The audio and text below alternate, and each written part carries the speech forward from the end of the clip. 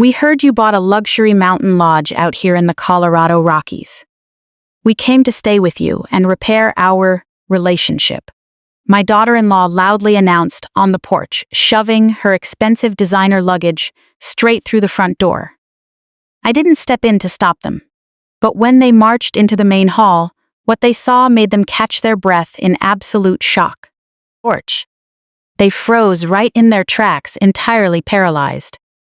I was in the hall arranging the season's last bunch of wild purple lupines when the rumble of a car engine echoed through the Colorado Mountain Canyon.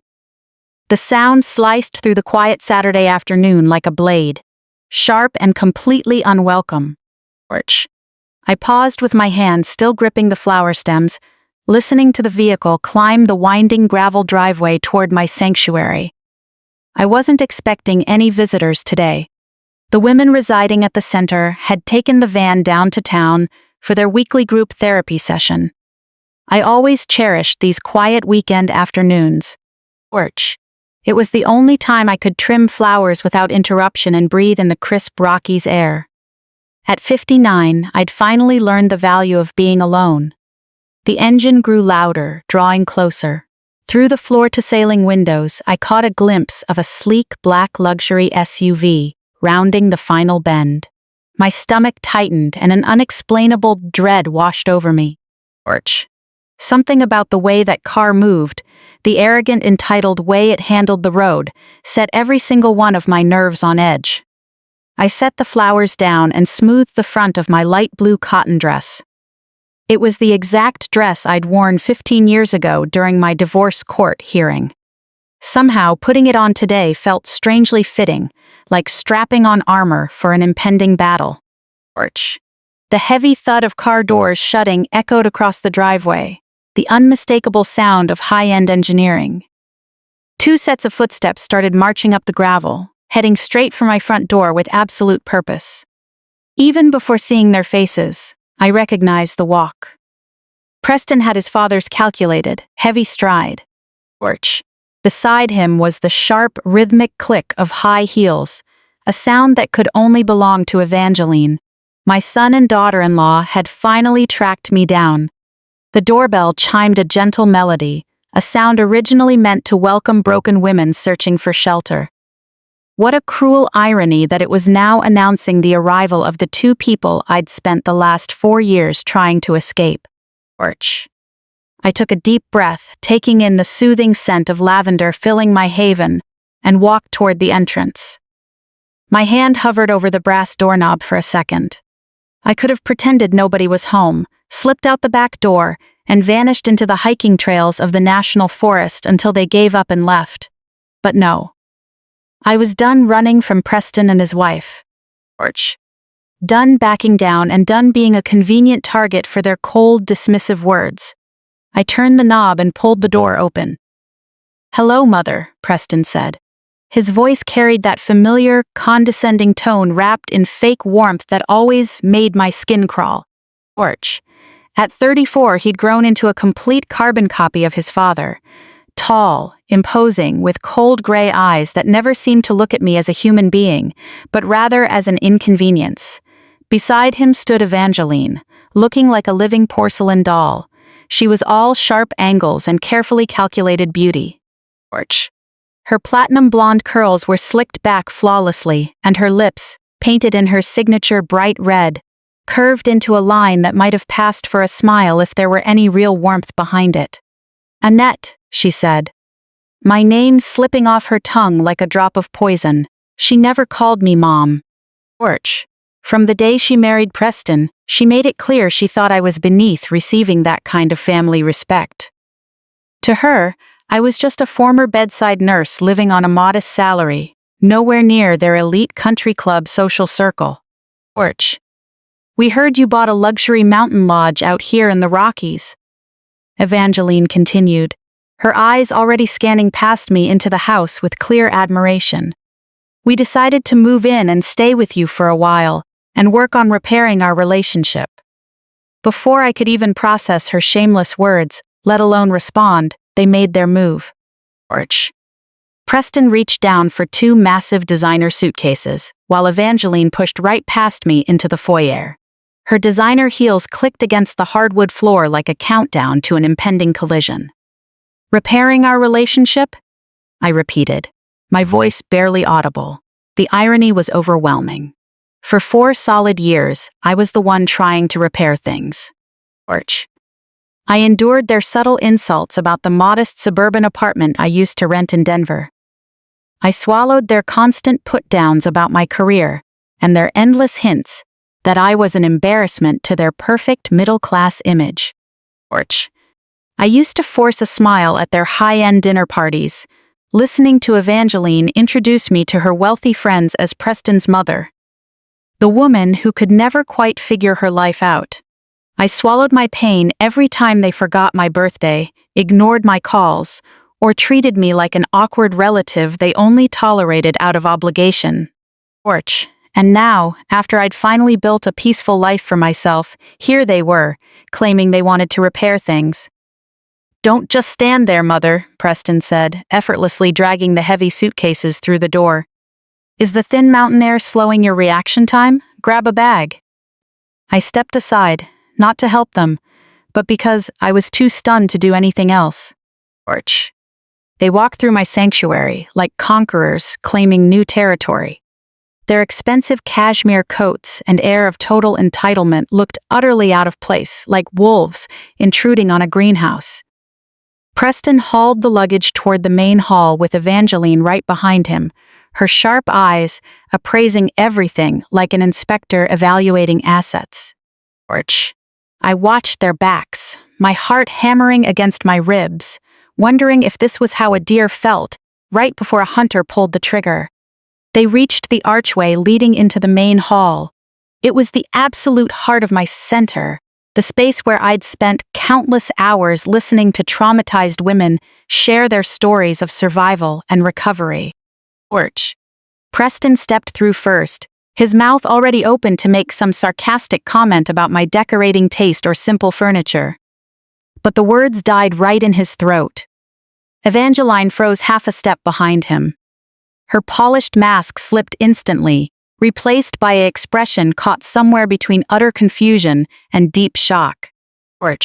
They stood under the archway like two statues, staring dead ahead at the most prominent wall in the hall. It was my photo wall, dozens upon dozens of pictures arranged neatly like a gallery of love. But these weren't the photos they were expecting to see.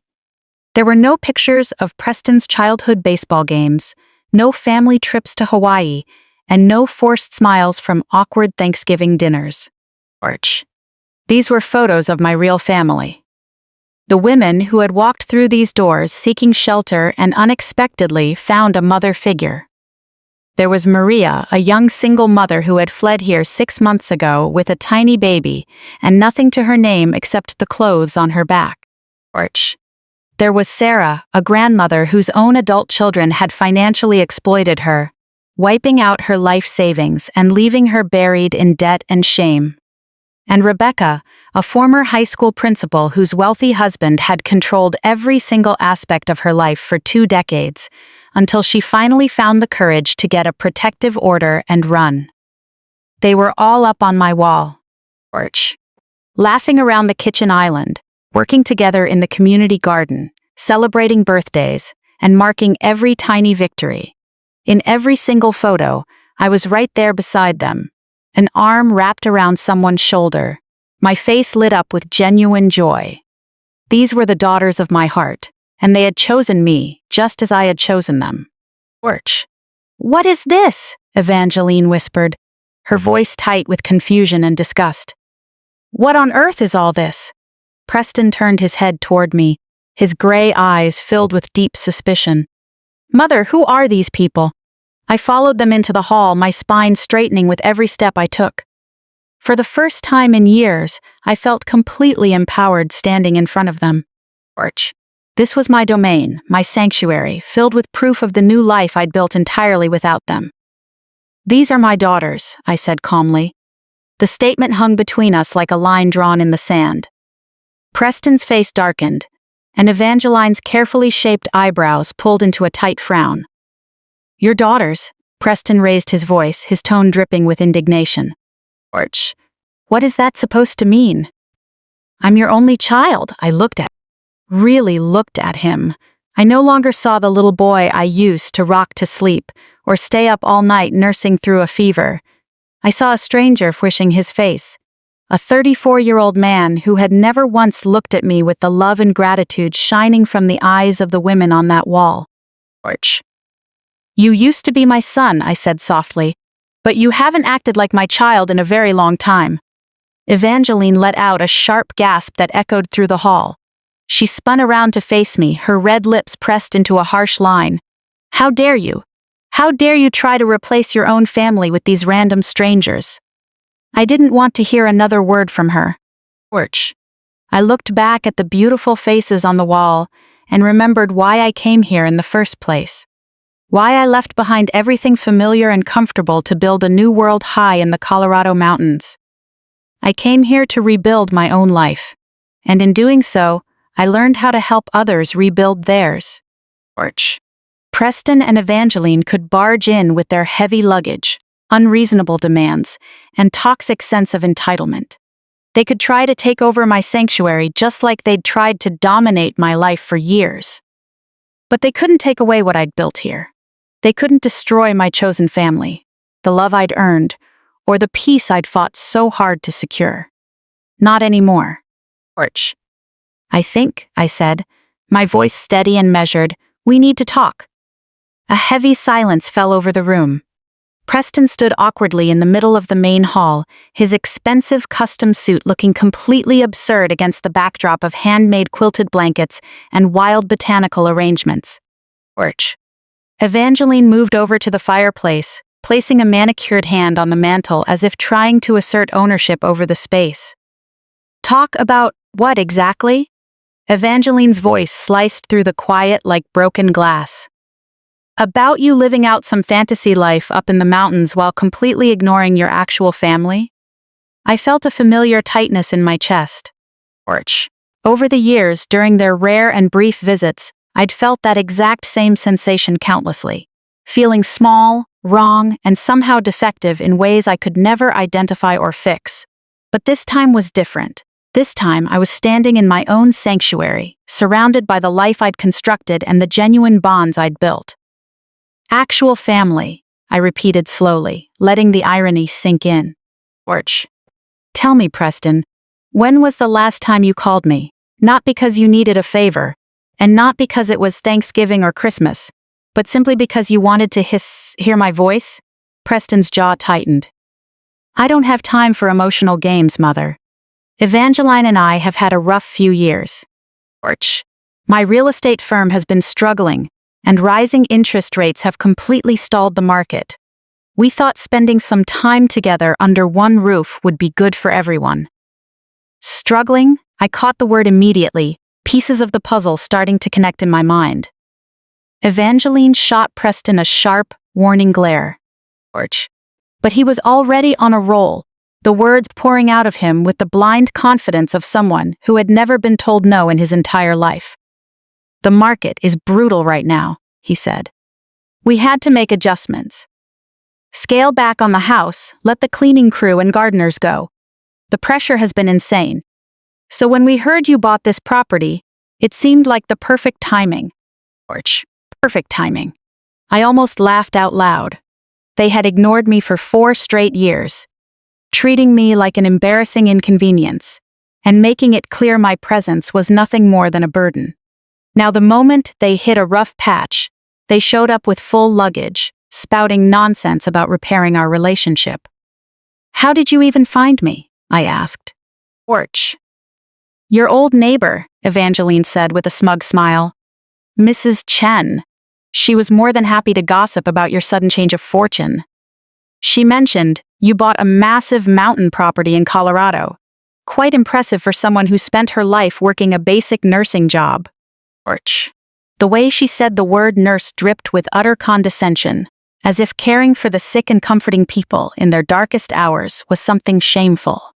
That was always the tone she used whenever my career, my choices, or my life came up. I was a registered nurse for 37 years. I said quietly. I saved lives. Orch. I held the hands of dying patients so they wouldn't pass away alone in the ICU. I welcomed newborns into the world. I am proud of the work I did. Of course you are, Evangeline patronized. And now you get to play house with these random women you picked up from nowhere. Must be very fulfilling for you. She gestured dismissively toward the photo wall. Orch. In one frame, Maria was beaming at the camera while holding her baby. In another, Sarah was kneeling in the dirt, hands covered in soil, wearing a smile of pure accomplishment. Every single photo on that wall represents a story of recovery, I said, my voice growing stronger. It's about women rebuilding their strength after being broken by the very people who were supposed to love them. Orch. They aren't random strangers. They are survivors. They went through absolute hell and are putting their lives back together, just like I had to do. Just like you had to do? Preston zeroed in on the past tense immediately. What's that supposed to mean? I looked at him, this man who shared my DNA yet felt like a total stranger, and made my decision. Orch.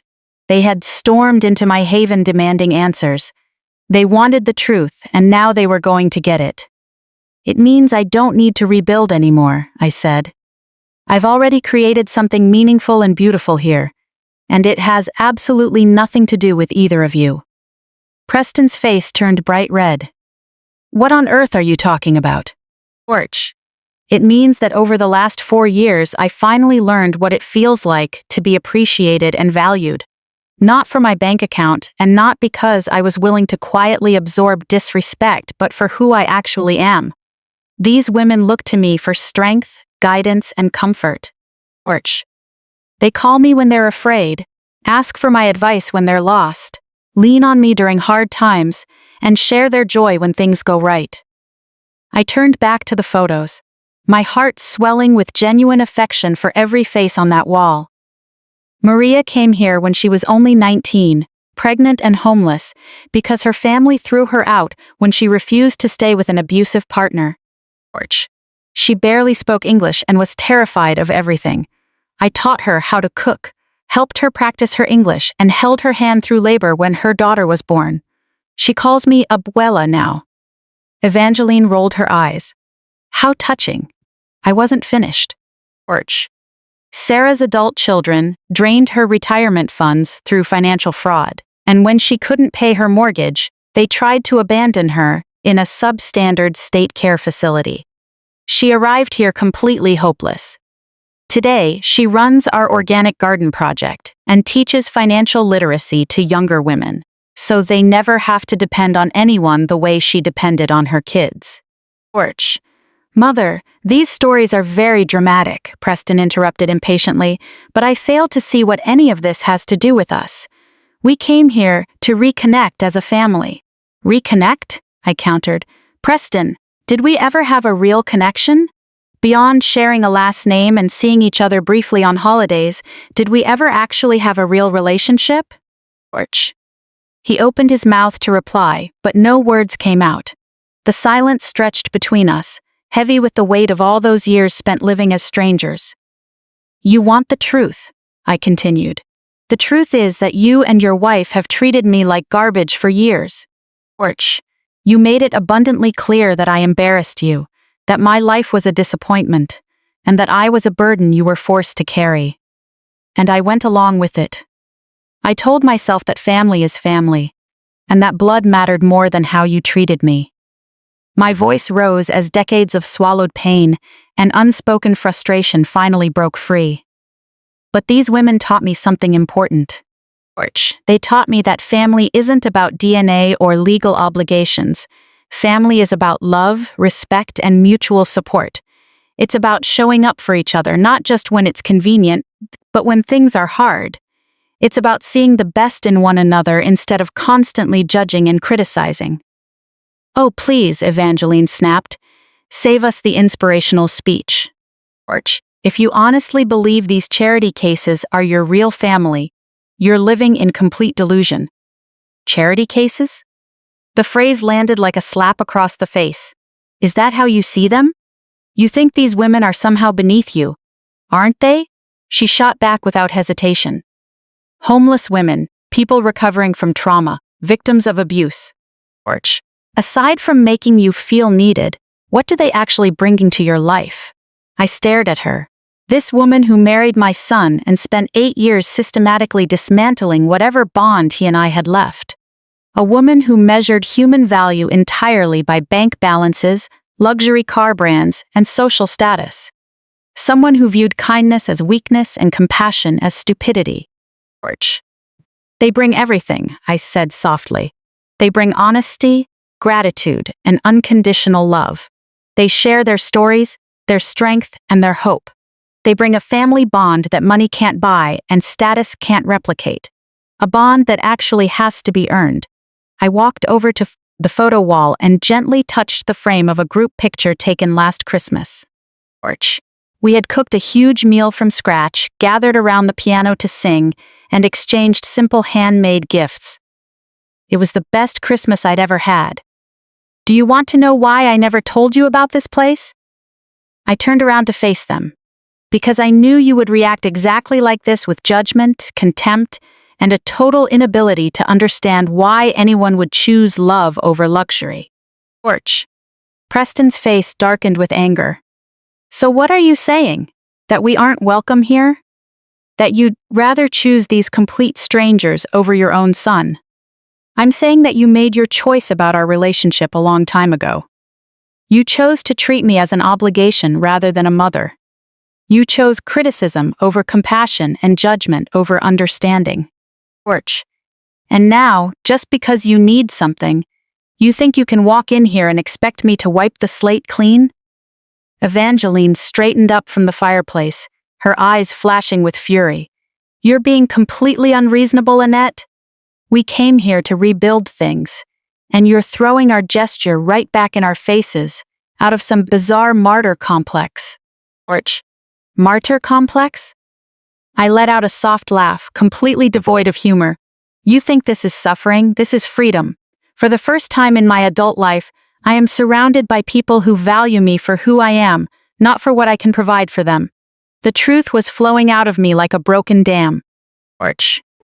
All those years of feeling hurt, struggling to feel good enough, and settling for crumbs of affection while convincing myself it was love were officially over. If you want to stay here, I continued, that's fine, but you need to understand what this place actually is. This isn't a luxury mountain lodge where you can hide from your problems and expect me to wait on you. Orch.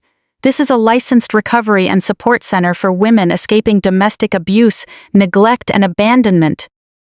I watched the color drain from Preston's face. I saw a sudden wave of realization wash over his eyes, quickly followed by something that looked remarkably like fear. You don't live in a private luxury estate, do you? He asked slowly, stumbling over his words. I smiled. Orch. For the first time since they arrived, I felt a deep, undeniable sense of peace. No, Preston, I don't live in a luxury estate. The color drained from Preston's face so fast I thought he might pass out.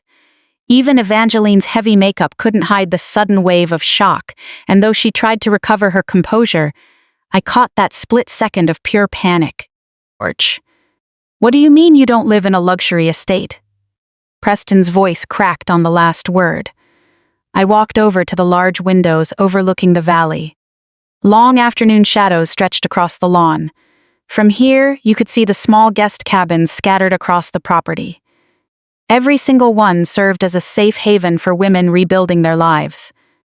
I mean exactly what I said. Orch. This isn't my private home, Preston. This is the Haven Springs Recovery Center. 3 years ago, I used my entire life savings, along with loans I'm still paying off today, to set up and launch this foundation. The silence behind me was absolute. The only sound in the room was the steady ticking of the grandfather clock in the corner. Finally, Evangeline found her voice. What? Orch. What kind of center?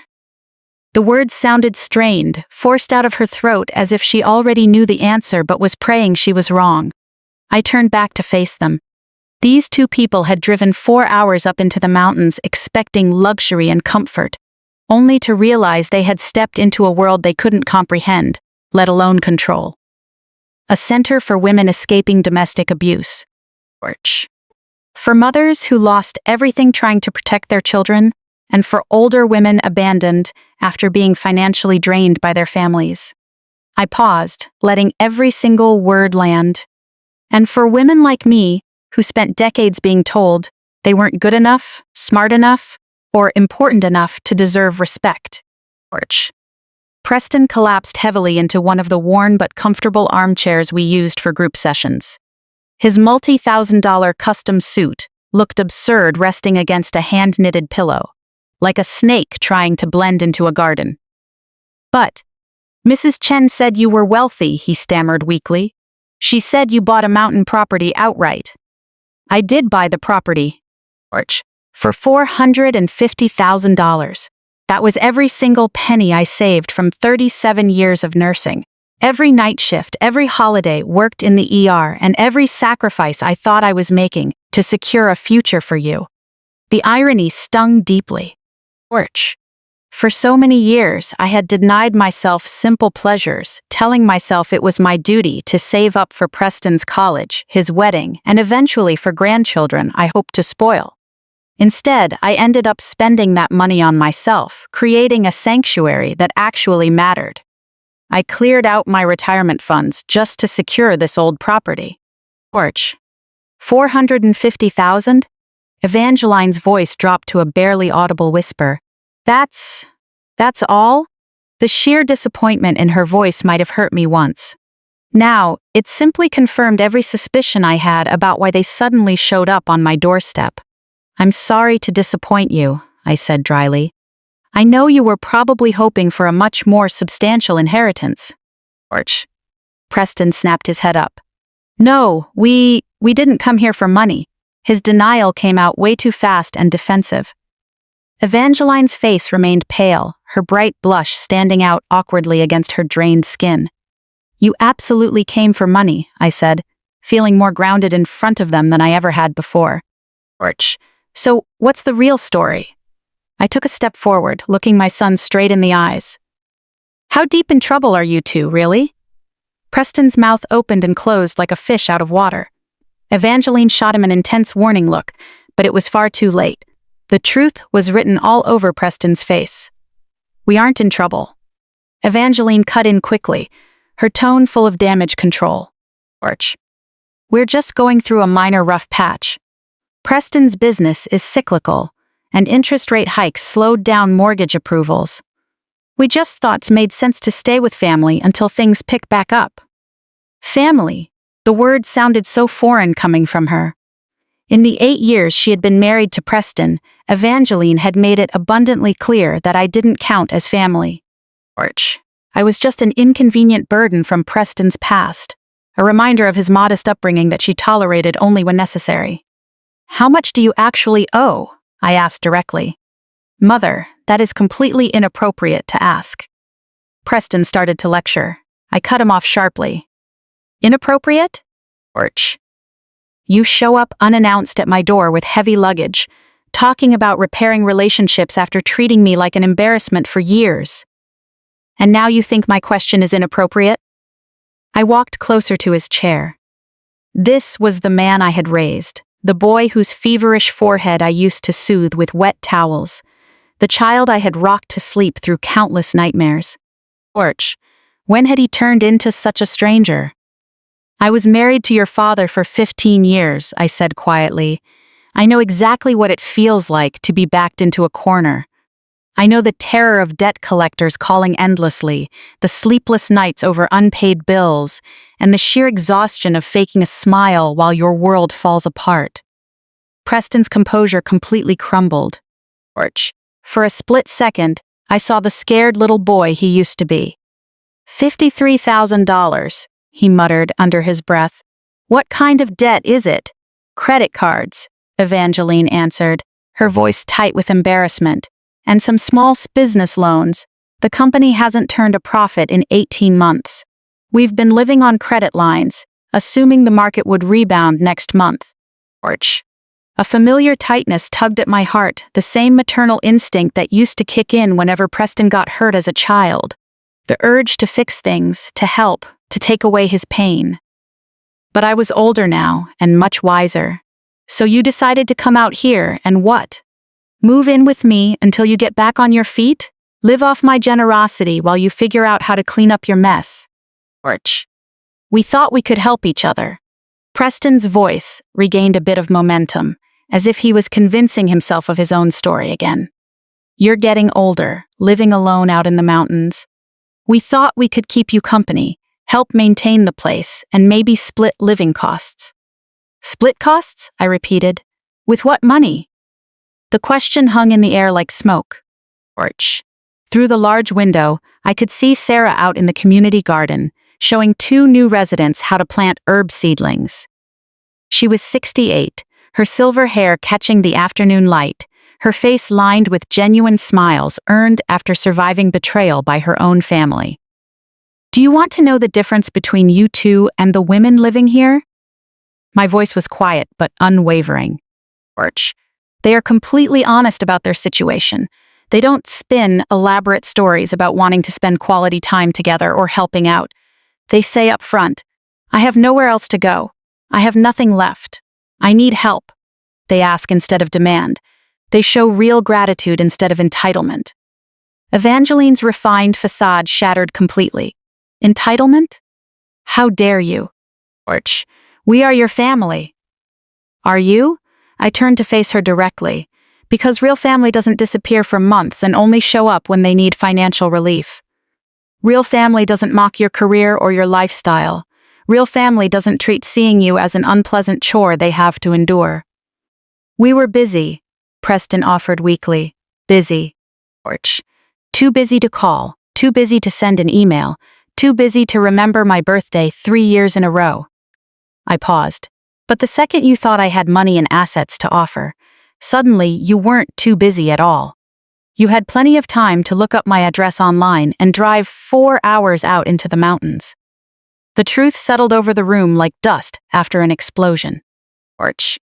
All the fake pretenses about reconciliation and family bonds vanished, leaving behind the stark reality underneath. You know what the saddest part is? I looked at Preston, my heart breaking for what could have been. If you had called me 3 months ago and honestly told me you were struggling, if you had simply asked for help instead of coming here to take it, I would have helped you. Orch. You would have? A flicker of hope caught in Preston's eyes. I would have liquidated some assets or drawn from my emergency fund. I could have given you $15,000, maybe $20,000. Enough to give you some breathing room while you figured out a real repayment plan. Evangeline caught her breath, and I knew she was instantly doing the math in her head. Orch. $15,000 wouldn't solve their long-term crisis, but it would buy them precious time. But you didn't ask, I said coldly. You just assumed. You planned. You marched up here expecting to move into your imaginary mountain lodge, leeching off my hard work without ever acknowledging your own failures or asking for my consent. Orch. Through the window, I watched Maria step out of one of the guest cabins with her baby daughter perched on her hip. She waved at Sarah in the garden and shouted something that made the older woman laugh out loud. That is what a real family looks like. Orch. People choosing to be there for each other, finding joy in simple moments, and building a meaningful life together even when they started with nothing. The women living here work hard for everything they receive. I turned back to face Preston and Evangeline. They cook, clean, and help take care of the children. Orch. They attend therapy sessions, participate in life skills workshops, and contribute to this community in every way they can. Some stay for 6 months, others for a year or more. As long as they are working toward their independence, they have a safe place here. Are you offering us the exact same deal? Evangeline asked, her voice laced with sharp disbelief. I studied her face. Orch. This was a woman who had never worked a day in her life, who measured her self-worth entirely by her husband's income and social status. Could she clean up after an elderly resident? Could she sit beside a crying woman and offer comfort without judgment? Could she work in the garden and take pride in feeding people who had lost everything?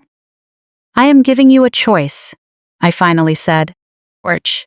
You can stay here and participate in the program just like everyone else.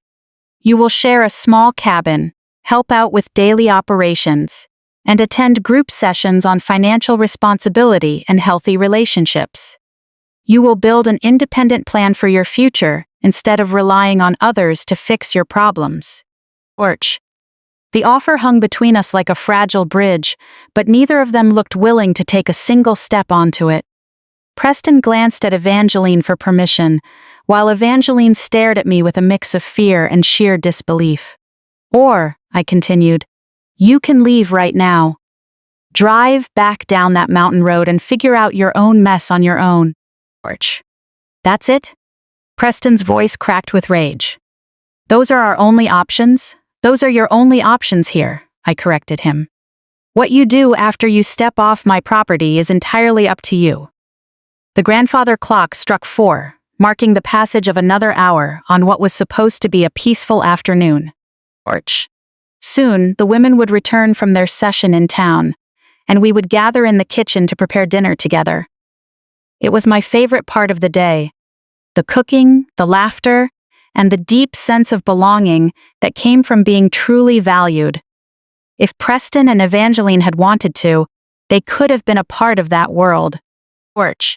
They could have learned to contribute instead of consume, to earn love instead of demand it, and to find fulfillment in supporting others rather than taking from them. But looking at their faces, reading the clear disgust and entitlement written all over them, I already knew what they were going to choose. We need time to think about this, Evangeline finally said. Of course, I replied. Porch. Take all the time you need. But keep in mind, this is an active recovery facility, not a luxury hotel. If you stay tonight, you will be expected to help make dinner and clean up afterward. Breakfast is at 7 in the morning, and everyone contributes. As if on cue, the sound of car doors shutting echoed across the valley. The women were back. Porch. Their voices drifted up on the mountain breeze as a group of 6 stepped out of the van and walked toward the main building. Their movements were relaxed and natural, looking like people who truly belonged, completely at peace in their haven. I watched Preston and Evangeline instantly stiffen. Porch. A clear, deep discomfort washed over them as they realized they were about to face the people I considered my real family. Consider your options carefully, I told my son and his wife. Because whatever you decide to do next changes everything. The women's laughter and chatter grew louder, becoming the background music of my new life. Porch. The front door creaked open smoothly, accompanied by the familiar sounds of coming home. Kicking off shoes, setting down bags, and easy conversation that comes with being somewhere you truly belong. Annette? Maria's voice called out in her accented English. We brought you something back from the farmer's market in town. Porch. Before I could answer, she stepped through the archway into the main hall, her 18-month-old daughter, Elena, still riding on her hip. Maria's face glowed with a sense of contentment I rarely saw on Preston or Evangeline, the pure joy of someone who had survived endless fear and finally found safety. She froze the moment she spotted my 2 uninvited guests. Porch. Her smile faltered as she took in their expensive clothing and hostile expressions. Oh, she said softly, instinctively shifting Elena to her other hip in a protective gesture. I'm sorry, I didn't know you had guests. It's all right, sweetheart, I said, walking toward her with the warmth I'd cultivated here. Maria, I'd like you to meet my son, Preston, and his wife, Evangeline. Porch. They came to visit. Maria's face lit up instantly, the way it always did whenever she thought something good had happened to someone else. Your son? That's wonderful. You must be so happy to see him. She turned to Preston with genuine warmth. Annette talks about you all the time. She is so proud of you. I felt my face burn with embarrassment. It was true. Porch. During the first few months after Haven Springs opened, I did talk about Preston a lot. I shared stories from his childhood, holding on to a faint hope that we might repair our relationship one day. Maria had no idea about the years of cold disregard, dismissive comments, and cruelty that had ultimately forced me to build a new life away from them. Preston's reaction confirmed my worst fears. Porch. I'm sure she talks about me constantly. His voice was completely flat and dismissive. He didn't bother standing up from his chair, make any move to shake Maria's extended hand, or even glance at little Elena. Instead, he scanned her with blatant disgust, taking in her inexpensive jeans, secondhand sweater, calloused hands, and obvious accent. Porch. Maria's smile completely froze, confusion clouding her dark eyes. She was only 21, but in her short life, she had seen more than enough cruelty to recognize that kind of malicious stare instantly. Preston, I warned sternly. But he kept going, deliberately raising his voice so Maria could hear every word. Porch. Looks like Mother is really committing to playing house up here in the mountains, he sneered at Evangeline. Taking in strays. What a generous philanthropist she is. The word strays hit Maria like a physical blow. I watched her face crumble as she instinctively pulled Elena tightly against her chest. Porch. In an instant, she was no longer the strong mother fighting to build a future for her daughter after surviving abuse and homelessness. She was pushed right back into feeling like the desperate girl being reminded that she was viewed as inferior. How dare you? I growled under my breath, my entire body shaking with fury. Before I could say another word, Sarah appeared in the doorway behind Maria. Porch. At 68, having survived financial betrayal by her own children and found her strength here, she was small in stature, but an absolute force of nature. One look at Maria's face was all it took for her to understand what was happening. Is there a problem here? Sarah asked, her tone carrying the natural authority of a woman who had raised 5 children and buried 2 husbands. Porch.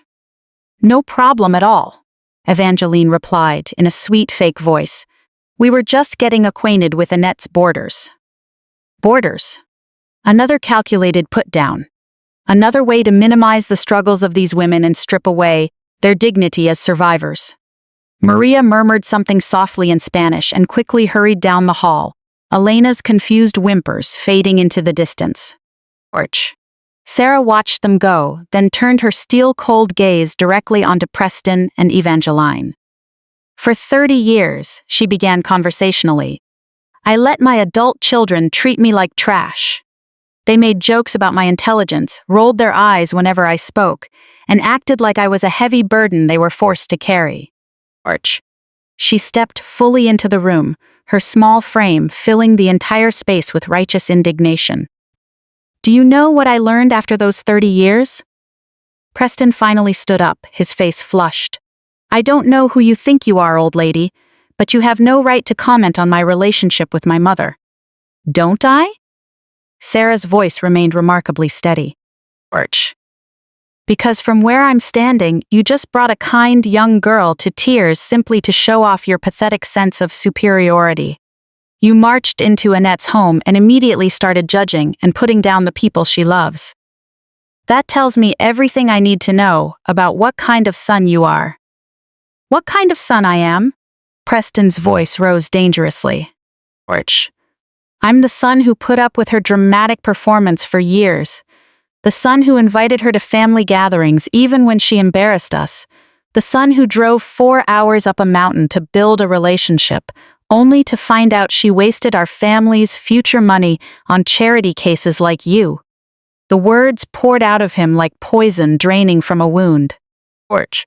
All the ugly, toxic resentment he had harbored for years was finally exposed in the light.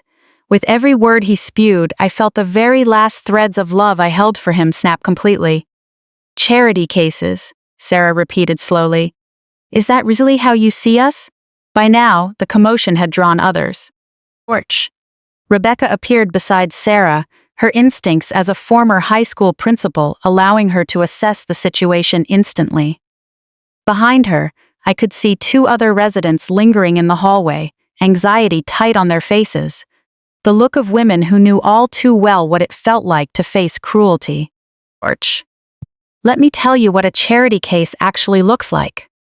Rebecca spoke up, her voice carrying absolute authority.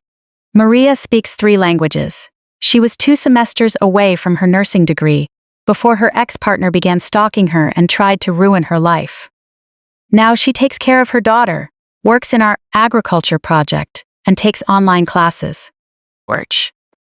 Next month, she starts a paid internship at a community clinic. She pointed to Sarah. Sarah built a successful catering business from scratch and ran it for 15 years, until her children manipulated her into believing she was too old to handle her finances, draining everything she owned. Today, she teaches financial literacy here and has already helped 3 other women start their own small businesses. Preston and Evangeline stared at her, clearly uncomfortable as they were forced to confront the reality of the women they had so casually dismissed. As for me, Rebecca continued, I was an award-winning high school principal before my husband spent 20 years convincing me I was worthless, stupid, and couldn't survive without him. He brainwashed me so thoroughly that when I finally escaped, I didn't even know how to write a check or use an ATM. Sarah taught me how to manage my money. Maria helped me practice my Spanish so I could communicate with non-English speaking parents. And Annette held my hand through panic attacks, reminding me every single day that I was worth saving. Rebecca took a large step forward, closing the distance between herself and Preston. I was suddenly reminded of how she must have handled spoiled, privileged high schoolers and their arrogant parents for decades. So when you call us charity cases, she said softly, yet with immense power, you aren't just calling your mother a fool for seeing potential in us when nobody else would. You are disrespecting her judgment, her empathy, and her incredible ability to see strength in broken people. A dead silence fell over the room, broken only by the ticking of the clock and the faint sound of Alina crying down the hall. Evangeline was pale beneath her makeup. Preston looked like he was struggling to catch his breath. This is absurd, Evangeline finally snapped. We didn't come here to be lectured by a bunch of what? I asked quietly. Finish the sentence, Evangeline. A bunch of what? But she couldn't say it. She couldn't bring herself to say those ugly words out loud in front of everyone. Instead, like a gambler whose carefully arranged hand was completely ruined, she turned her anger onto Preston. This is all your fault, she hissed at him. You told me she had money. You told me she lived in a luxury lodge. You made me think coming here would solve our debt problems. I thought it would, too. Preston shot back. How was I supposed to know she'd lost her mind and decided to play some kind of saint? Saint? The word left his mouth dripping with utter contempt, as if possessing compassion was a character flaw, as if choosing to help others was a sign of mental weakness. I think, Sarah interrupted in a remarkably polite tone. It's time for you to leave. Who do you think you are? You have no right to kick us out, Preston shouted. This is my mother's home. No, my voice sliced through the tense air like a blade. This is my home, my center, and my sanctuary, and I am ordering you to leave right now. The words landed like a heavy blow. A mix of confusion, disbelief, and outright fury washed over Preston's face. You're choosing to kick me out for them? His voice trembled with anger. I am your flesh and blood. I looked at him. I didn't see the child I had raised. I only saw the man he had chosen to become, a man who could bring a young single mother to tears for his own amusement, someone who barged into a safe space to cause destruction, and a person who measured his worth by putting others down. I am choosing love over cruelty, I answered calmly. I am choosing respect over entitlement. I am choosing the family that chose me back. Preston's face completely fell, not from sadness, but from pure, unadulterated rage at being denied what he felt entitled to. You're going to regret this, he threatened viciously. We drove all the way out here to give you a chance, and you threw it away for these people.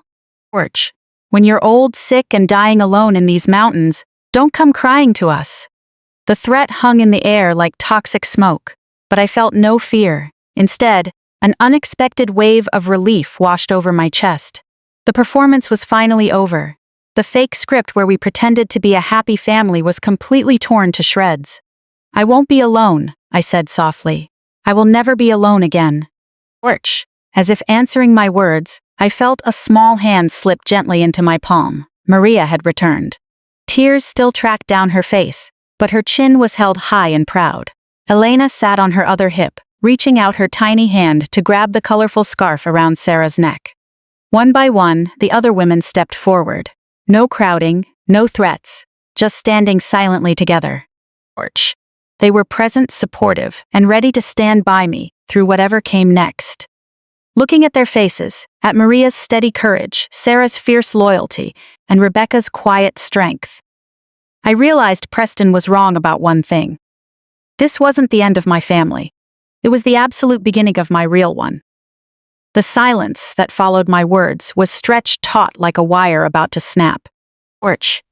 Preston stood frozen in the middle of my center, his face cycling through shock, fury, and a flicker of hidden fear. Evangeline clutched her luxury handbag like a shield, her knuckles white from the pressure. Around me, my chosen family stood quietly. Maria's small hand held mine firmly, her presence a constant reminder of everything I had built here. Porch. Sarah stood with her arms crossed, her weathered face set with absolute determination. Rebecca stood slightly ahead of the other women, her protective instincts driving her to shield those she considered vulnerable. You can't be serious, Preston finally whispered, his tone laced with desperate disbelief. You're really choosing to throw away your own blood for a group of strangers? Porch. Blood doesn't automatically make a family, Sarah said softly, her words carrying the deep wisdom of her 68 years. Love does. Respect does. Showing up for each other when it counts. That's what makes a family. Preston spun toward her, his face contorted with anger. Nobody asked you, old woman. This is between my mother and me. The words hit Sarah like a whip. Porch. I saw her wince, a look of hurt flashing across her face before she quickly masked it. She had endured harsh words from her own children before, but the insult still stung. In that exact moment, something deep inside me snapped completely. It wasn't a sudden break. The fracturing had happened over decades. With every cold comment and dismissive look, my heart had been chipped away bit by bit. Porch. This was different. It was a chain that had bound me for far too long, finally severed cleanly and permanently. Get out, I said, my voice dangerously quiet. Preston blinked. What? I said. Get out, right now, both of you. Mother. You can't, I can, and I am. I took a step forward, still holding Maria's hand, drawing strength from her. Porch. You have 5 minutes to grab your bags and get off my property. Evangeline finally found her voice, though it sounded shrill and desperate. You're making a massive mistake, Annette. We came here to help you, to be a real family, and you're kicking us out for people who are just using you? Using me? I almost laughed out loud. Porch. Maria wakes up at 5 every morning to help make breakfast for everyone. She learned how to preserve vegetables from our garden so we have food all winter. She reads daily to an elderly resident whose eyesight is failing. Tell me, how exactly is she using me? I took another sip of my bourbon, feeling the warmth spread through my chest. Porch. The 2 pillars of his perfect holiday had been systematically dismantled. Now it was time to pull the final main switch on the entire estate. I turned my attention back to the main monitor and refreshed the social media dashboard one last time. I knew Vivian couldn't resist showing off her holiday dining setup before her guests sat down to eat. I was right. Porch. A new video notification popped up on Vivian's profile. I maximized the window, letting her heavily filtered face fill the screen. Vivian wore an emerald green silk dress paired with a pearl necklace passed down from her grandmother. She held her phone high, panning slowly across the massive formal dining room of the Buckhead estate. The long mahogany table was impeccably set for 12. Porch. Crystal stemware caught the glow of the roaring fireplace, and sterling silver flatware gleamed against crisp white linen napkins. It looked like a scene straight out of a movie about the ultra-wealthy. Welcome to Christmas with the Sterlings. Vivian purred to her audience, her voice dripping with artificial warmth. We believe in preserving our traditions. Porch. In a world where so many forget their roots, we take pride in maintaining our generational wealth and protecting our legacy. It's so important to surround yourself with those who share your blood, those who truly understand how to build and maintain a dynasty. She panned the camera to show DeAndre standing by the fireplace, pouring himself a glass of scotch. He raised his glass to the lens, looking every bit the triumphant patriarch. Vivian turned the camera back to herself, flashing a knowing, condescending smile.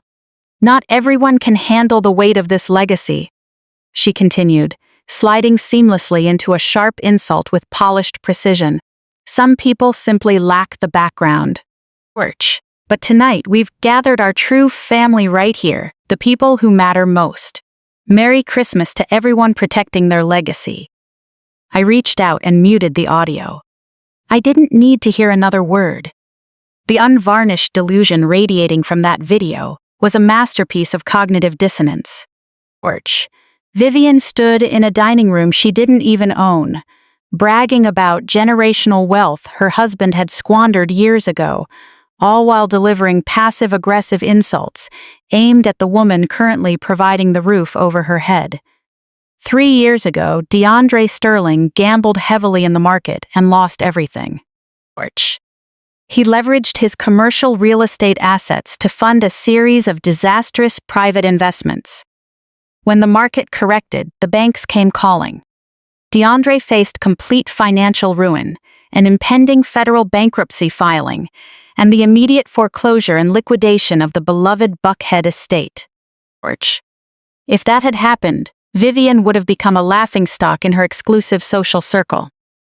The humiliation would have completely destroyed them.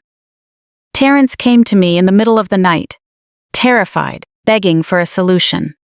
He pleaded with me to use my private equity connections to stall the banks. I did far more than stall them. Working through a blind trust and a proxy shell company, I quietly bought out their defaulted debt directly. I paid off the aggressive creditors and took ownership of the note on the estate. DeAndre and Vivian were told a private investment firm had acquired their mortgage and restructured their debt into a manageable forbearance plan. They thought their precious legacy had been saved. They thought they were smarter than the system, never bothering to read the fine print on that restructuring agreement. And they certainly never suspected that the anonymous investment company was entirely owned and operated by their daughter-in-law. For the past 3 years, they had been living in my house. I was their landlord. Over the last 6 months, DeAndre had conveniently stopped making his reduced forbearance payments, arrogantly assuming the faceless corporation wouldn't bother foreclosing on a prominent Atlanta family. He was about to get a brutal cent in commercial real estate law. I opened the primary property management portal on my screen and pulled up the encrypted file containing the original promissory note, the deed of trust, and the restructuring agreement signed by DeAndre. I highlighted the default clause. The terms I had drafted back then were ironclad. A single missed payment during the forbearance period gave the note holder the absolute right to trigger the acceleration clause, demanding immediate payment of the entire principal balance. I picked up my secure phone and dialed the private line of my lead real estate attorney. He answered on the second ring, knowing full well I only called this line late on a holiday to execute a major directive. "We're pulling the lever on the Buckhead property," I said, all emotion stripped from my voice. "The forbearance is officially terminated due to non-payment. Demand full repayment of the note." "Understood," he replied calmly. "They are currently 6 months delinquent." "Do you want to issue a standard demand notice, or proceed straight to accelerated liquidation?" "Accelerated liquidation," I instructed. "Generate the formal notice of default and a 30-day notice to vacate immediately. I don't want this sent by mail. Assign a private process server for hand delivery. I want that server standing on their front porch at 8 o'clock tomorrow morning sharp." "The paperwork will be drafted and dispatched immediately," he confirmed. Merry Christmas, Maya. I hung up and placed the phone face down on the cool mahogany desk, turning my attention back to the large digital clock spanning the top of my primary monitor. It was 11:55 p.m. In the span of 3 hours, I had systematically dismantled the Sterling family's entire financial structure. I reviewed my work. Connor's corporate credit lines were gone, his supply chain funding permanently cut. The black Mercedes SUV that served as Terrence's primary source of pride was currently hooked to a tow truck, heading toward an impound lot. Chloe's boutique had been flagged in the federal database for an immediate tax audit, ensuring her business checking accounts would be frozen by Monday morning. And now the generational estate Vivian was broadcasting to the world was officially in forced foreclosure. They had excluded me from their holiday table because they felt I didn't measure up to their bloodline. They wanted to enjoy a quiet, luxurious Christmas wrapped in the illusion of their own superiority. I simply decided to stop funding the illusion. The digital clock ticked forward. 11:56. 11:57. I leaned back in my executive chair, lacing my fingers together. Outside, downtown Atlanta was quiet, blanketed under a rare, peaceful snowfall. Inside my penthouse, automated banking systems were silently preparing for the midnight batch processing. 11:58. A mental image of Terrence sitting by the fire passed through my mind. Holding a glass of expensive red wine I had paid for, looking at Chloe, convinced he had successfully put me in my place. He thought I was a weak, submissive woman crying in the suburbs. He had no idea the ground beneath his feet had already burned to ash. 11:59. The numbers on the screen shifted. The date changed. Midnight arrived. A waterfall of green confirmation signals flashed across all 4 of my monitors simultaneously. Synchronization complete. Automated financial hold orders hit global banking networks with devastating precision. Credit lines locked. Transfers canceled. Eviction proceedings filed. The entire Sterling family was now officially locked out of their false reality. I took a deep breath, savoring the absolute silence of my penthouse, and waited for my phone to ring. The digital clock in the top right corner of my main monitor shifted from 11:59 to midnight. There were no audible chimes in my apartment. No dramatic grandfather clock ringing out the hour. The execution was entirely silent.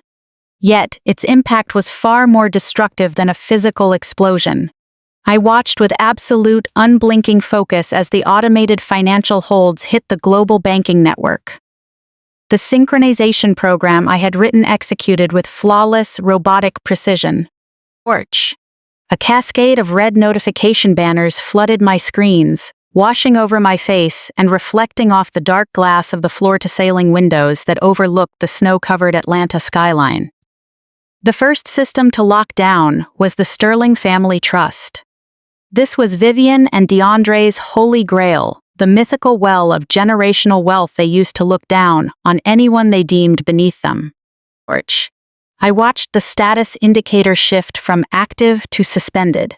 The routing numbers were deactivated, and the linked debit cards instantly rendered useless.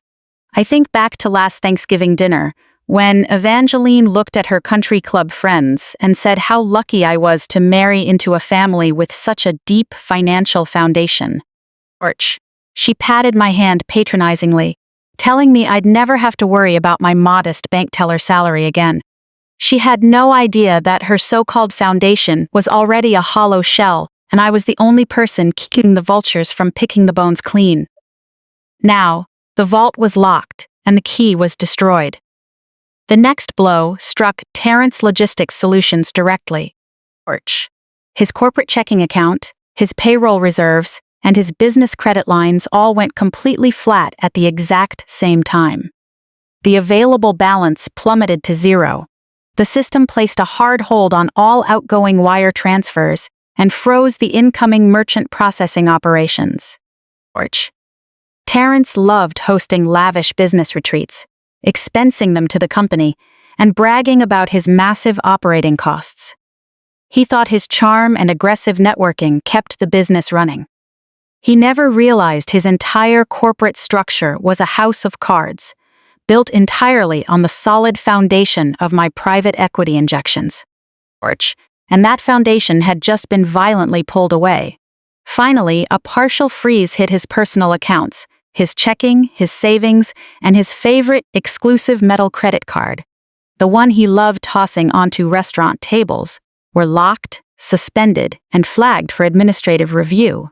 "She's a vagrant," Evangeline screamed back.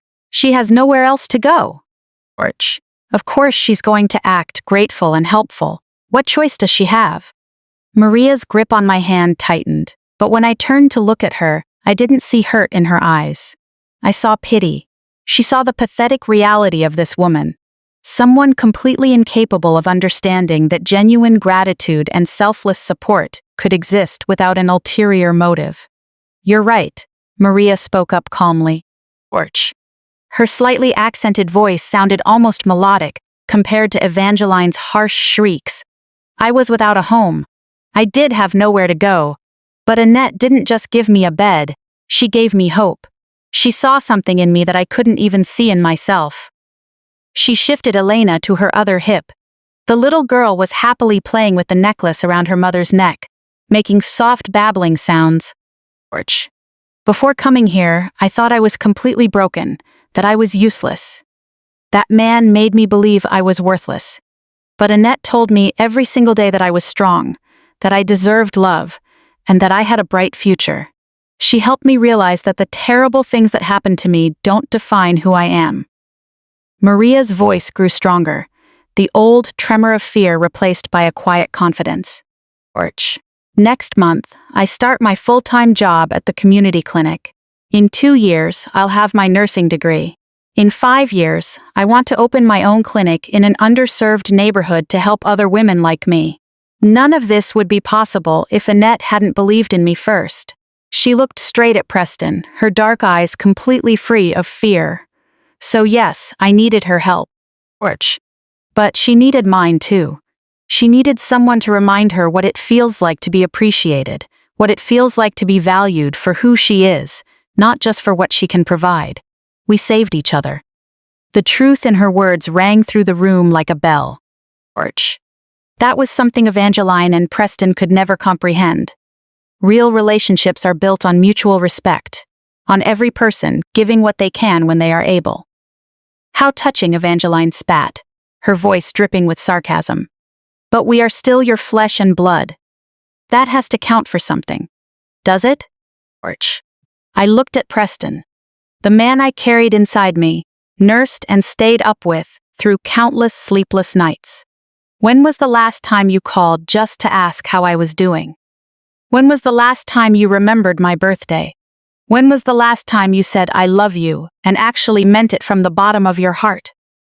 Preston's mouth opened and closed, but no sound came out. The questions hung in the air like sharp accusations, each one weighed down by years of neglect and indifference. We were busy," he finally blurted out. "Busy," I repeated, tasting the bitterness of the word. "Busy enough to never call, but not too busy to drive over in the middle of the night when you thought I had money. Busy enough to never visit, but not too busy to insult the people I love, the second you walked through the door." Rebecca stepped forward, her voice soft but firm. "Annette, you don't need to explain anything to them. Some people can only understand love as a transaction.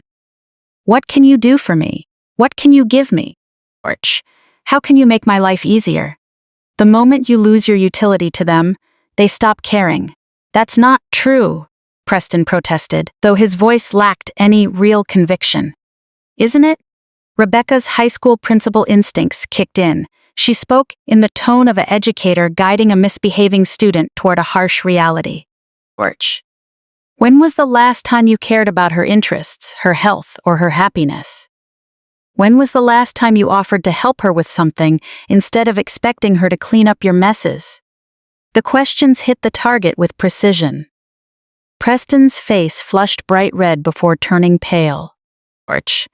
Beside him, Evangeline shifted uncomfortably, her carefully applied makeup beginning to look patchy under the immense stress.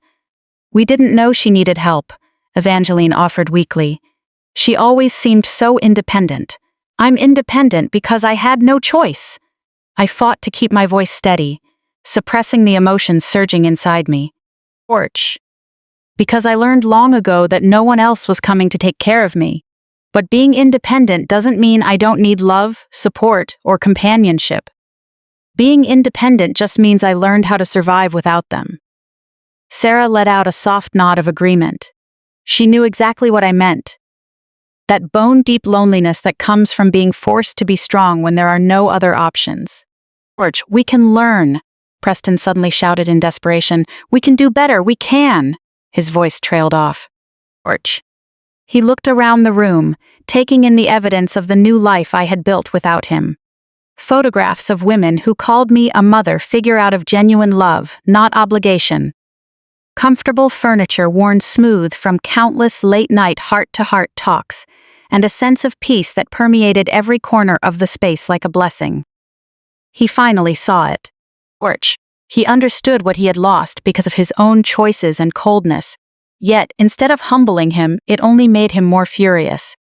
This is insane, he yelled, his face twisting in anger. You're abandoning your real family for a group of broken women who only exist to make you feel needed. This isn't love, Mother. This is unhealthy codependency. Unhealthy codependency. George. The phrase hit me like a heavy weight, as if caring for others, finding meaning in service, and putting broken pieces back together into something beautiful were symptoms of a psychological flaw rather than a display of strength. Maybe you're right, I said softly. Maybe something really is wrong with me. Maybe I am damaged and beyond repair. George. A flash of triumph crossed Preston's face, thinking I was finally going to give in. But you know what? My voice grew stronger, filled with an unshakable resolve. I would rather be broken and surrounded by genuine love than pretend to be whole while being drained by people who only care about what they can get from me. The smug expression on Preston's face drained away instantly. George. If this is what you call unhealthy, I said, looking at the women who chose to stand beside me, then I am immensely proud of it. Maria squeezed my hand tightly. Sarah gave an approving nod. Rebecca offered a warm, relieved smile, the kind a teacher gives when a student finally solves a lifelong problem. Time's up, I issued the final ultimatum to Preston and Evangeline. Grab your bags and get out. George. For a second, I thought Preston would refuse. He stood there with his fists clenched, his face flushed, shaking with rage and humiliation. Then Evangeline grabbed his arm, her self-preservation instinct finally overriding her pride. Let's go, she hissed. Let's get out of this place right now. Everyone here is completely crazy. George. With stiff, angry movements, they grabbed their expensive suitcases, muttering under their breath. As he reached the doorway, Preston turned back one last time. When you run out of options, don't come looking for us, he cursed bitterly. When these people drain you dry and walk away, leaving you with nothing, don't come crawling back to beg me for help. I looked at him. George. I looked at this stranger wearing my son's face and felt nothing but pity.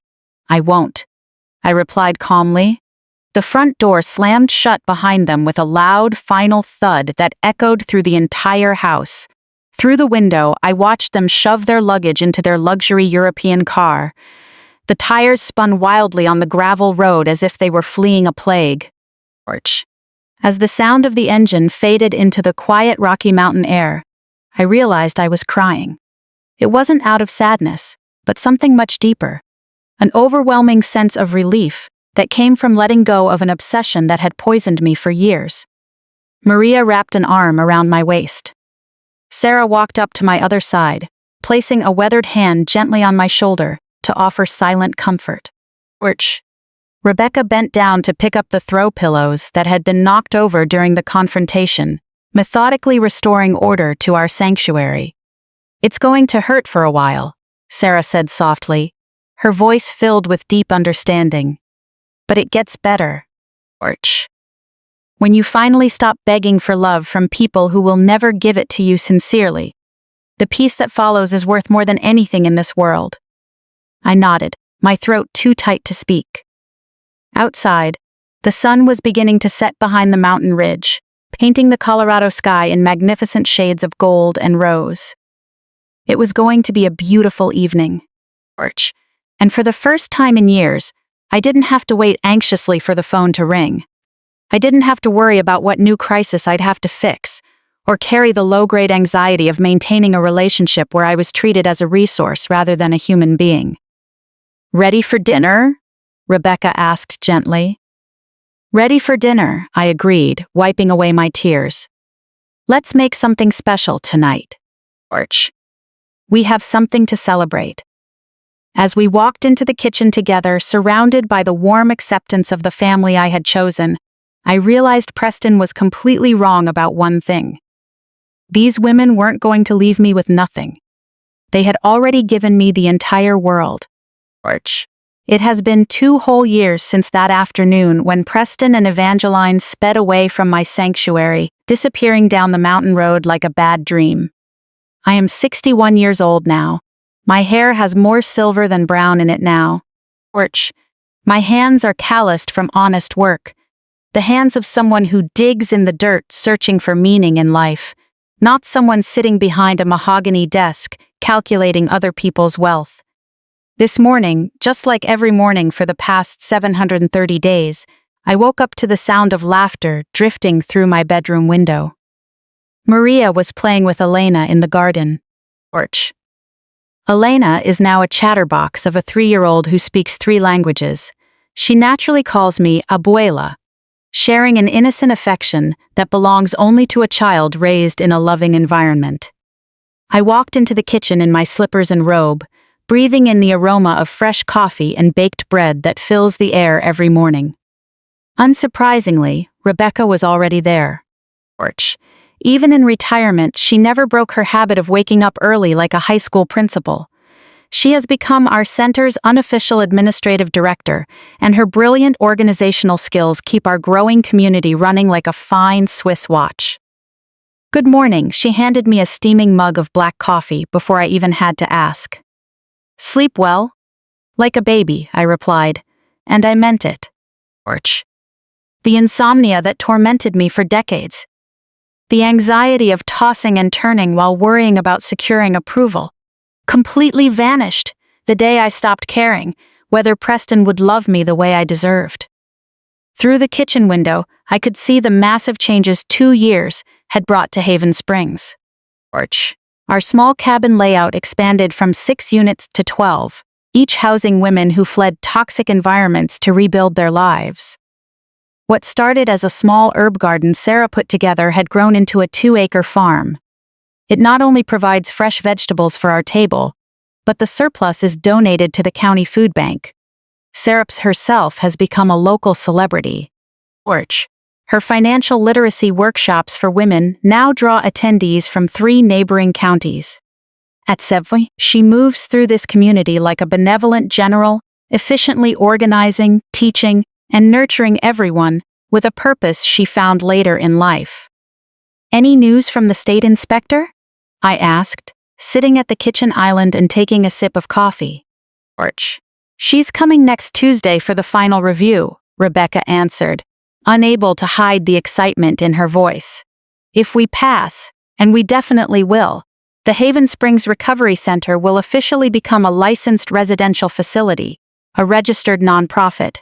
That means state grant funding, insurance reimbursements, and the ability to help twice as many women." The achievement feels somewhat surreal. When I used my life savings to buy this abandoned property, I had no grand plans. I simply wanted to create a place where broken women could heal. Now, we are about to become a vital link in the state's domestic violence support network, with a waiting list months long. Maria got accepted into the advanced practice nursing program at the University of Denver. Rebecca added, beaming with pride. A full scholarship. And they agreed to let her continue working part-time at the community clinic. I smiled, warmth spreading through my chest like sunshine. Maria was my first success story. The terrified 19-year-old girl who arrived here empty-handed with a baby, completely overwhelmed. Now she's 23, confident, capable, and planning to specialize in trauma care for survivors. She will use the way her own life was transformed to change the lives of so many others. Porch. The familiar creak of the front door was followed by footsteps, then Sarah's voice calling out, "Annette, you have a visitor." I frowned and checked the clock on the kitchen wall. 7:30 in the morning was an unusual time for a visitor, and our next resident wasn't scheduled to move in until next week. "I'll be right there." Porch. I called back quickly, pulling my hair into a braid and throwing on a cardigan. Rebecca followed me to the main hall. Sarah stood in the entryway with a look on her face I couldn't quite read. Standing next to her was a young woman, around 25 years old, with dark hair and a terrified, anxious look in her eyes. Porch. She held tightly to a small overnight bag with one hand and clutched a folded piece of paper in the other. "This is Jennifer," Sarah introduced gently. "She says someone referred her to us." Jennifer looked up at me, those hollow, desperate eyes looking all too familiar. I had seen that look so many times over the past 2 years. Porch. Whatever her story was, the experience had worn her thin and fragile like old paper. "Who referred you here?" I asked, keeping my voice as gentle as possible. Jennifer's lips moved silently. Then, with a trembling hand, she handed over the folded paper. "The lady at the downtown emergency room," she stammered. She said you might be able to help me." I took the paper and unfolded it. Porch. The letterhead bore the logo of St. Mary's Hospital in Denver. At the bottom, written in neat handwriting, was a note for Jennifer. "Please contact Haven Springs Recovery Center. Tell them Dr. Maria Valdez sent you. They saved my life and they can save yours too." My breath hitched. Dr. Maria Valdez. Porch. Maria had completed her nursing degree 6 months ago and was working in the hospital ER while preparing for her board certification. She was using her position to help other women the same way she had been helped. She was weaving a network of healing that extended far beyond our mountain sanctuary. "Dr. Valdez." I read the name out loud, my voice trembling slightly with emotion. Porch. "Yes, we know her very well. Jennifer, welcome to Haven Springs." Hearing those words brought a look of profound relief to the young woman's face. It made every single sleepless night, every penny spent, and every moment of self-doubt I experienced while building this place entirely worth it. Just as Rebecca led Jennifer to get checked in, my phone buzzed with a text message. Porch. I glanced at the screen and my heart skipped a beat. It was Preston. For 2 full years he had respected my boundary. No calls, no emails, no surprise visits. There had been only a grateful, absolute silence that allowed me to heal and grow without his negative energy constantly draining me. I hesitated for a moment before tapping the message open. Porch. "Mom, I know you don't want to hear from me, but I need to tell you this. Evangeline and I are getting a divorce. I've been seeing a therapist for the last 6 months, trying to figure out why everything in my life is falling apart. I think I finally understand. I was completely wrong. I'm not asking for your forgiveness, and I'm not asking you to take me back. Porch. I just want you to know that I finally see what I threw away. I hope you're happy. I hope you found the family you deserved. P." I stared at the message for a long time, reading it over and over again. A part of me, the mother who spent 34 years loving a son who couldn't return that love, wanted to reply instantly, to reach out and try to rebuild what we had lost. Porch. But a wiser part of me, the part that had been nourished by genuine love and gratitude over the last 2 years, knew better. Some relationships cannot be rebuilt. Some wounds run too deep, straight to the bone, and can never be patched up. Preston finally recognizing his mistakes was his own first step toward redemption. Porch. But it didn't erase the years of pain he caused, nor did it create a moral obligation for me to open my doors and let him hurt me again. I pressed delete. No reply. "Is everything okay?" Rebecca asked, coming back after settling Jennifer in. "Everything is perfect," I smiled, meaning it from the bottom of my heart. Porch. Later that morning, little Elena and I stood in the community garden, teaching her to identify different herbs by their scent. Maria was nearby, wearing her ER scrubs, with a stethoscope sticking out of her pocket. She was using her break between shifts to help build the greenhouse. Abuela, Elena suddenly tugged on my hand. Why do all the sad ladies come here? Out of the mouth of babes. Porch. I kneeled down to eye level, looking at her earnest little face. Even at 3 years old, growing up surrounded by women healing from trauma had given her a surprising amount of insight. Because sometimes, I chose my words carefully, people get hurt by the ones who are supposed to love them. When that happens, they need a safe place to remember how strong they really are. Porch. Elena nodded seriously, as if it made total sense to her. Like when I fall down and mommy kisses it to make it better? Exactly right, I answered, my throat tightening with emotion. Except sometimes, the hurt is on the inside, so it takes a little longer to heal. Porch. But you'll help them get better, Elena said with absolute confidence. The kind of certainty that comes from a child who has never experienced insecurity. We help each other, I corrected her gently. That's what family means. As if responding to the word family, Sarah stepped around the corner of the greenhouse, holding fresh lettuce. Walking right behind her was Jennifer. Porch. After just a few hours at our sanctuary, the hollow look of desperation in her eyes had already started to fade. Lunch in 20 minutes, Sarah announced loudly. Jennifer is going to help me make the soup. I watched their backs as they walked toward the kitchen together. Porch. A 70-year-old woman who had suffered financial abuse from her own child was now guiding a young woman who had just taken her first steps toward freedom. The scene was heartbreakingly beautiful. Broken people helping other broken people, using their shared pain to create something whole and healthy. Porch. That afternoon, as I often did after finishing my daily routine, I walked up the hill behind the main building and sat on the bench overlooking the entire property. From here, I could see all 12 cabins, the expanded farm, the workshop where women learned job skills, and the playground where children like Elena could play without a care in the world. Porch. This certainly wasn't the luxury mountain villa Preston and Evangeline had once hoped to find.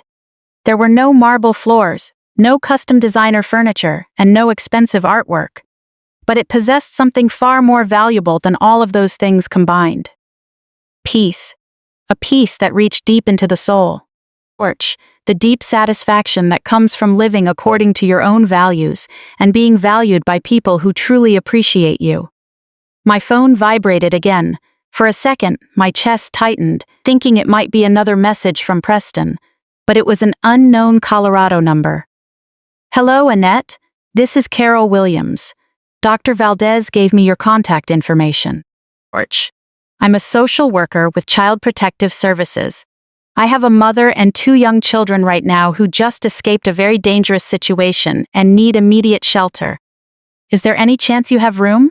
I smiled. My mind was already racing, rearranging beds and making space for 3 more people who desperately needed a safe haven. This is how we operate now. Porch. One successful story of redemption leads to the next. One healed woman reaches back to pull up the next. A constantly expanding network of healing and hope. As the sun began to set behind the Rocky Mountains, painting the sky in shades of rose and gold, I remained on the bench, listening to the sounds of the family I chose preparing dinner together. Porch. Laughter, clinking cutlery, and relaxed chatter drifted from the kitchen window into the evening breeze. Preston was wrong about a lot of things, but he was most wrong about this. These women weren't going to just use me and leave. They stayed in their own ways. Even the women who had graduated from our program and moved out to live independently kept in touch. Porch. They sent photos and updates, brought their children back to visit, and gave back to our community in any way they could. Maria was about to finish her nursing degree and would likely move to downtown Denver to start her own clinic. But in every meaningful sense, she would always be my daughter. Sarah would grow older, and one day she would need someone to care for her.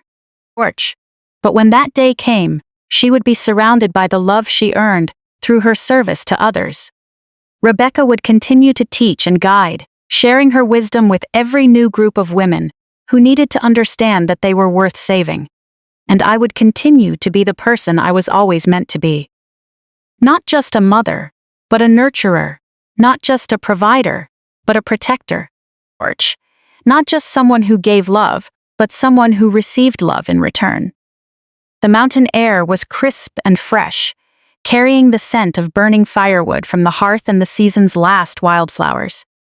When I finally stood up from the bench to join my family for dinner, I realized Preston was right about at least one thing. I really did find the family I deserved. And they found me.